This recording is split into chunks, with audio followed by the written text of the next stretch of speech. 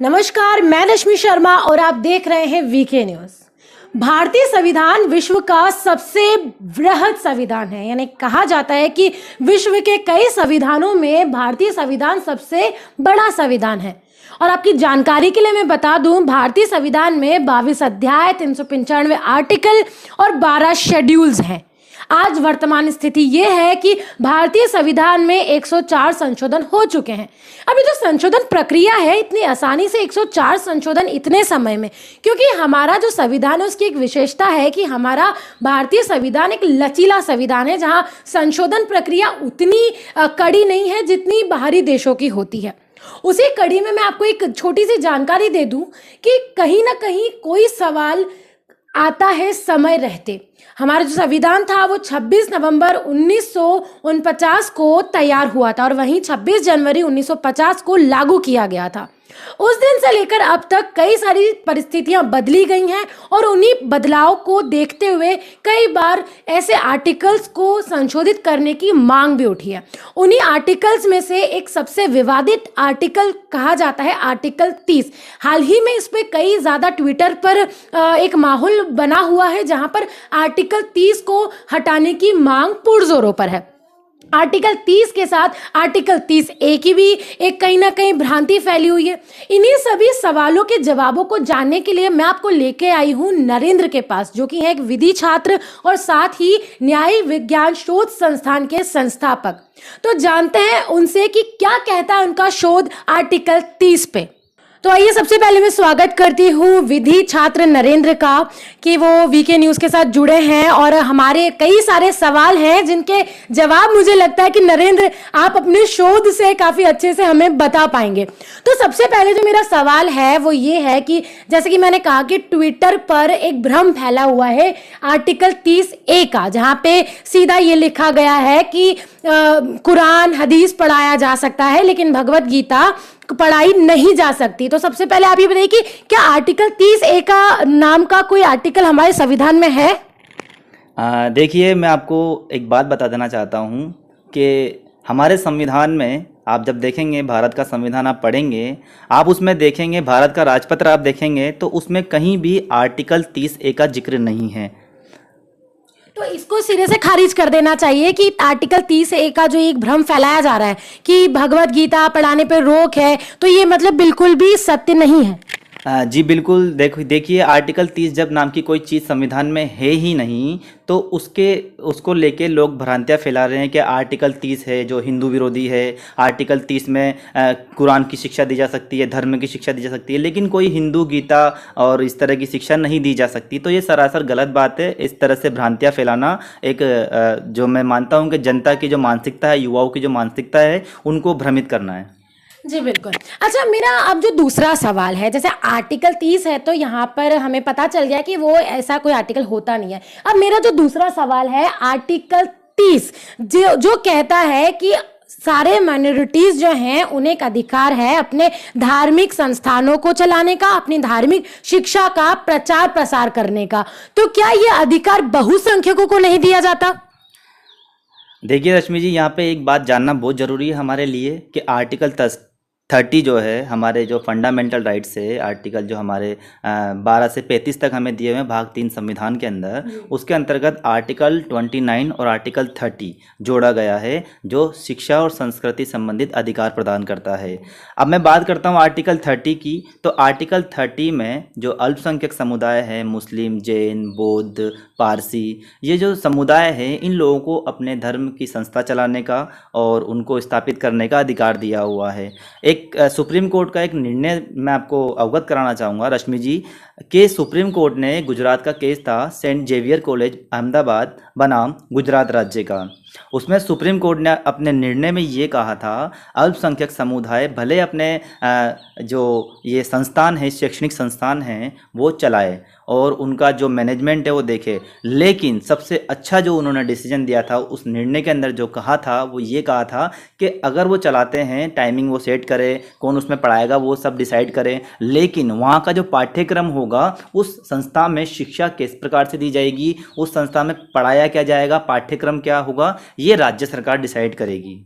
अच्छा, तो यहाँ मेरा एक जो सवाल है वो ये है कि जैसे कि कहा जा रहा है कि अल्पसंख्यक जो हैं वो आसानी से अपने धर्म की शिक्षा दे सकते हैं, लेकिन क्या कहीं संविधान में ये बात कही गई है कि बहुसंख्यक जो है वो अपने धर्म की शिक्षा का प्रचार प्रसार नहीं कर सकता, अपने धर्म की लिए वैदिक पाठशालाएं नहीं चला सकता? क्योंकि मैंने देखा है कि वैदिक पाठशालाएं भी चल रही हैं, कई ऐसे हिंदू विश्वविद्यालय भी चल रहे हैं, तो ये मैं आपसे जानना चाहती हूँ।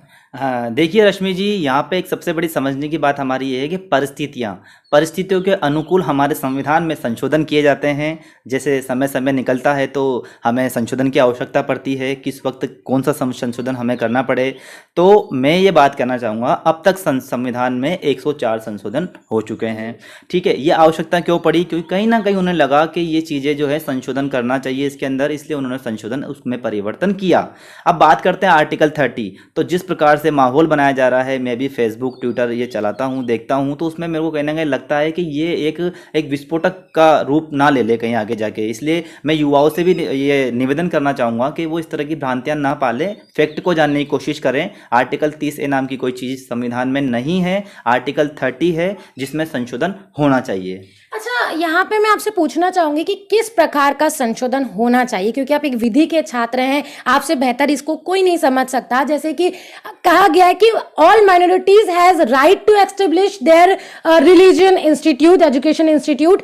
तो यहाँ पे किस तरह का होना चाहिए? क्या माइनॉरिटी के साथ मेजोरिटी जुड़ना चाहिए या ये पूरी तरीके से खत्म होना चाहिए?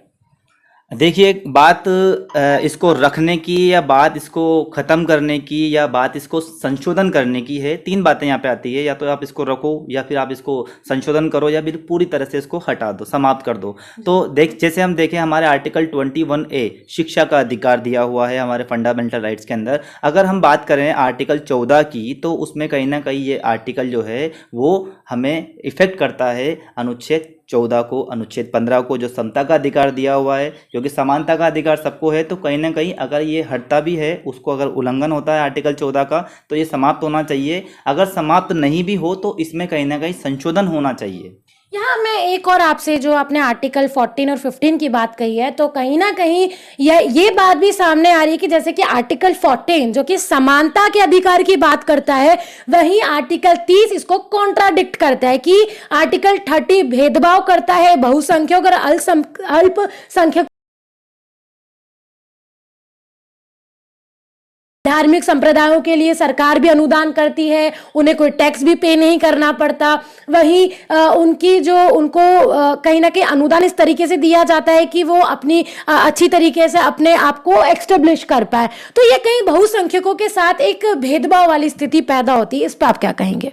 देखिए, रही बात भेदभाव की, जैसा कि आप बोल रहे हैं, तो मैंने जैसा आपको कहा कि परिस्थितियां जब होती है तो हमें संविधान को संशोधन का निर्णय लेना पड़ता है। उसी प्रकार से आर्टिकल 30 है, अगर इसको समाप्त भी कर दिया जाए और अगर इसको संशोधित भी कर दिया जाए तो ये राज्य सरकारों के ऊपर डिपेंड करता है कि वो इसको किस तरह से संशोधित करते हैं। हाल ही में यूपी में एक अध्यादेश जारी करने का एक वार्तालाप, एक मीटिंग वहाँ चल रही है कि ये जो अल्पसंख्यक समुदाय के जो शैक्षणिक संस्थान है, ये जो चलाए जा रहे हैं, वो पूरी तरह से राज्य सरकार के अधीन उनके नियमों का पालन करेंगे। कि इसी प्रकार से हर राज्य को ये जिम्मेदारी और ये अधिकार होना चाहिए कि जितने भी अल्पसंख्यक समुदाय के जो शिक्षण संस्था चल रही है, उनका पूरा का पूरा पाठ्यक्रम हो, वो वहाँ की राज्य सरकार डिसाइड करे, समय समय पर वहाँ की ऑडिट हो, ताकि जान सके कि बच्चा क्या पढ़ रहा है। ऐसा नहीं है। लेकिन मैं आपको यहाँ पे रोकना चाहूंगी, यहाँ सवाल बहुसंख्यक पे है। अल्पसंख्यक को जो राइट दिया गया है वो तो दे दिया गया और वो सही भी कुछ हद तक है,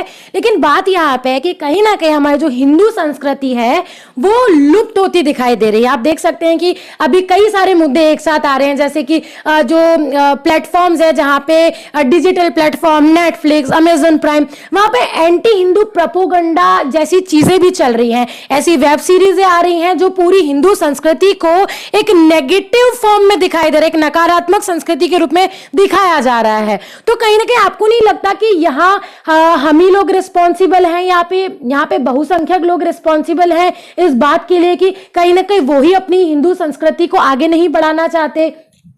देखिए यहाँ पे जो हमारे बहुसंख्यक जो मेजोरिटी के लोगों की भावनाओं को आहत करने का जो प्रयास किया जा रहा है, तो मुझे नहीं लगता कि ये वास्तव में मेजोरिटी के लोग होंगे, क्योंकि ऐसी सांप्रदायिकता की भावना जो हमारे देश में हाल ही में आपने उदाहरण देखे हैं, कितने दंगे हुए हैं, कितने लोग मरे हैं। इस प्रकार से जो भावना है, मैं ये कहूँगा कि इस प्रकार से जो भावनाओं को किसी की आहत ना करें। कोई आपको अधिकार नहीं देता किसी की भावनाओं से आप खिलवाड़ करें, किसी की भावनाओं को आप उकसाएं। तो मेरा यही है, युवाओं से भी मेरा निवेदन है, किसी भी बात को समझने से पहले, सुनने से पहले उसको फैक्ट को जानें, क्योंकि युवा हो आप युवा देश को बदल सकते हो, आपकी सोच देश को बदल सकती है। इसलिए मैं आपसे निवेदन करूंगा युवाओं से कि भ्रमित ना हो। बहुत ही अच्छी बात यहाँ पे नरेंद्र ने कही है और मैं इस वीडियो को यहीं पे ख़त्म करूँगी इस निष्कर्ष के साथ कि सबसे पहला जो फैक्ट चेक हमने इनके साथ किया वो यही किया कि यहाँ पे संविधान में ऐसी कोई चीज़ नहीं है जो बहुसंख्यकों को रोकती है अपनी संस्कृति का प्रचार प्रसार करने से। अब यहाँ जो मेन बात है, कहीं ना कहीं राज्य सरकारों का भी एक दायित्व बनता है, जैसे कि वैदिक पाठशालाएं भी चलती हैं, तो सरकारों को एक संशोधन में ये शामिल करना चाहिए कि वो हिंदू संस्कृति से जुड़े वैदिक पाठशालाओं को भी सपोर्ट करें, जिस तरह से माइनॉरिटीज को मिलता है, ताकि हिंदू संस्कृति जो कहीं ना कहीं लुप्त होती दिखाई दे रही है वो दोबारा पुनर्जीवित हो सके। क्योंकि एक छोटा सा एग्जांपल देकर मैं खत्म करूंगी अपनी बात को, जिस तरह से विश्व भर, जो भगवत गीता एक बहुत ही अच्छा एग्जांपल है, विश्व भर के लोग कई ज्यादा आकर्षित पाए गए हैं भगवत गीता की ओर। और भगवत गीता जो एक ऐसा ग्रंथ है जो कई भाषाओं में ट्रांसलेट भी हुआ है, क्योंकि लोग उसे समझना चाहते हैं, क्योंकि वो बहुत ही अच्छा ग्रंथ भी माना जाता है जो जीवन को कैसे हमें आगे बढ़ाना उस तरीके का।